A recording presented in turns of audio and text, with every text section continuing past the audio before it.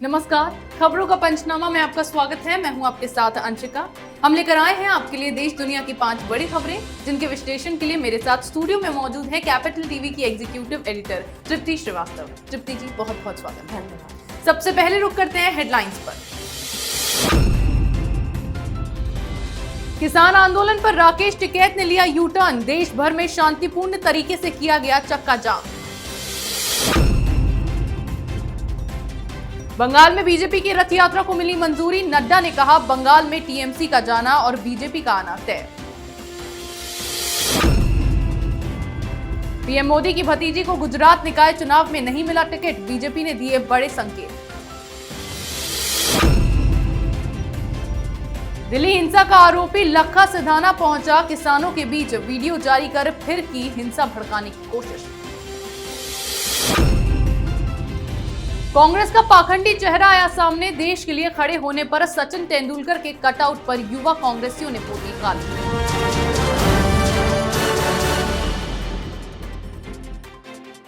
अब रुक करते हैं पहली खबर की ओर। देश में किसानों ने आज चक्का जाम किया। हालांकि यूपी और उत्तराखंड को छोड़कर देश के तमाम राज्यों में दोपहर 12 बजे से 3 बजे के बीच किसानों ने चक्का जाम किया, जिससे ट्रैफिक पर भी असर पड़ा। कई सड़कों पर गाड़ियों की लंबी कतारें देखने को मिली, तो कई जगह पर सड़कों पर सन्नाटा पसरा हुआ देखा गया। इस बीच बीकेयू प्रवक्ता राकेश टिकैत के भी सुर बदले से नजर आए। टिकैत ने कहा कि किसान शांतिपूर्ण तरीके से देश में चक्का जाम कर रहे हैं। तृप्ति जी, क्यों राकेश टिकैत के सुर बदले बदले रख रहे हैं?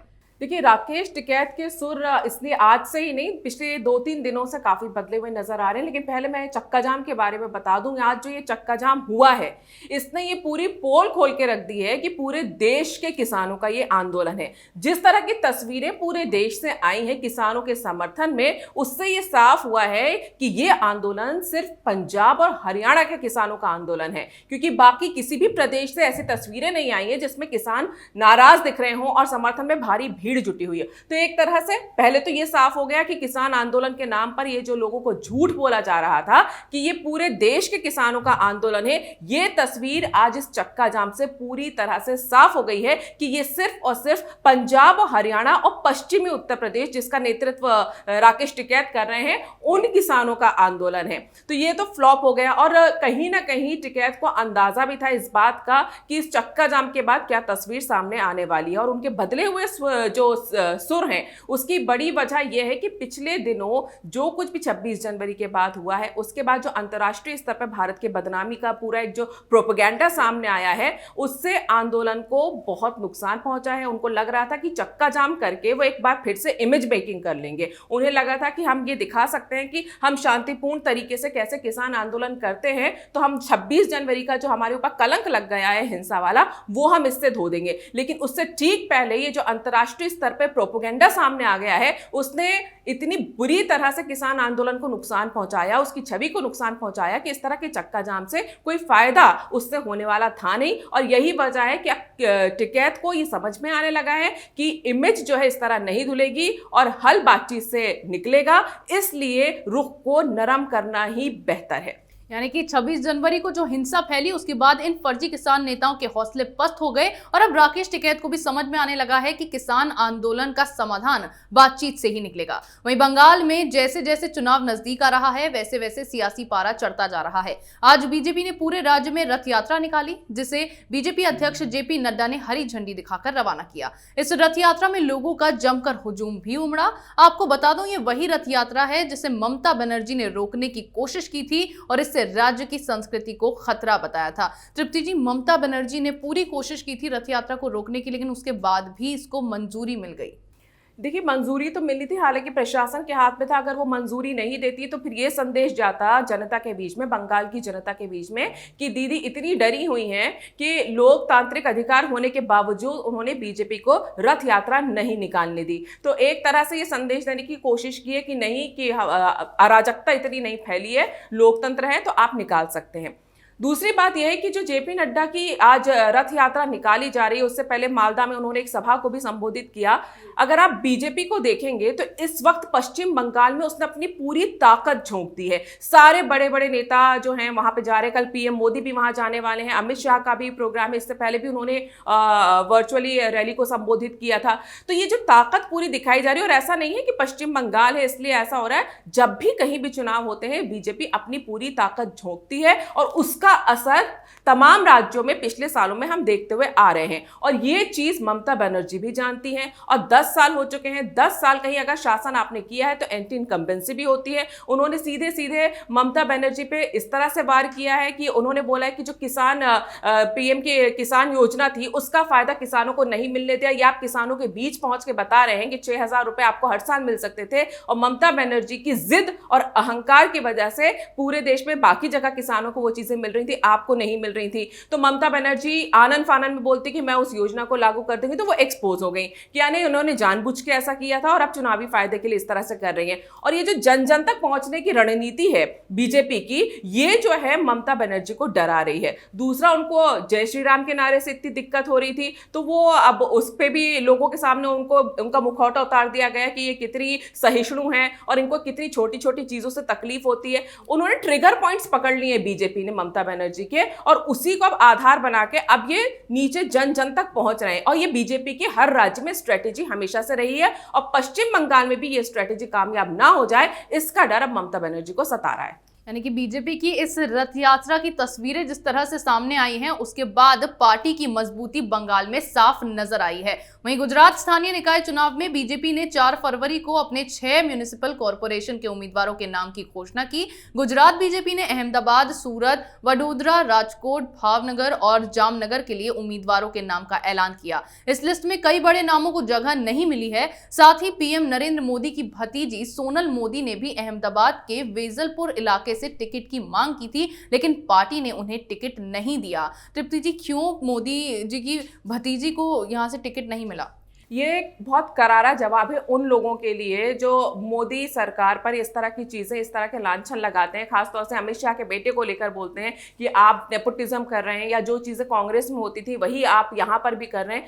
तो ये दिखा दिया गया भी लोकतंत्र है, और बीजेपी जो है इस तरह के परिवारवाद को लेकर आगे नहीं चलती। और आपको मैं बता दूं कि सोनल मोदी को जो कारण दिया गया है, सोनल मोदी ने ये बोला कि है ना, मैंने इसलिए ये आवेदन नहीं दिया था, इसलिए मैंने टिकट नहीं मांगा था कि मैं मोदी जी की भतीजी हूं, मैं अपने काम के आधार पर मांग रही थी। उन्हें पार्टी की तरफ से जो जवाब मिला है वो ये कांग्रेस को जरूर सुनना चाहिए कि उन्होंने ये कहा है कि हमारी जो नीति है उसके तहत हम परिवार के लोगों को इस तरह से टिकट नहीं दे सकते हैं। तो ये सीधे सीधे संदेश दिया गया है उन तमाम पार्टियों को, खास तौर से वंशवाद की जो पार्टी चलती है कांग्रेस, जो आज तक अपना जो है अध्यक्ष तय नहीं कर पा रही, क्योंकि उन्हें उन 4 लोगों में से ये कौन से गांधी को अक्कड़ बक्कड़ बम्बे बो करके चुनना है वो अभी तक तय नहीं कर पा रहे। तो उन लोगों को ये सीधा कड़ा संदेश दिया गया है कि जो बीजेपी है वो एक लोकतांत्रिक पार्टी है और यहां पर परिवारवाद की कोई जगह नहीं है। यानी कि पीएम मोदी की भतीजी को टिकट न मिलना बीजेपी की ओर से विपक्ष को करारा जवाब है। उधर दिल्ली में 26 जनवरी को दंगे भड़काने वाला आरोपी लखा सिधाना फिर सिंघू बॉर्डर पर पहुंच गया है। इस बीच सोशल मीडिया पर एक वीडियो डाला गया और लखा ने पंजाब के लोगों से अपील की है कि 6 फरवरी के प्रस्तावित चक्का जाम में बढ़ चढ़कर हिस्सा लें।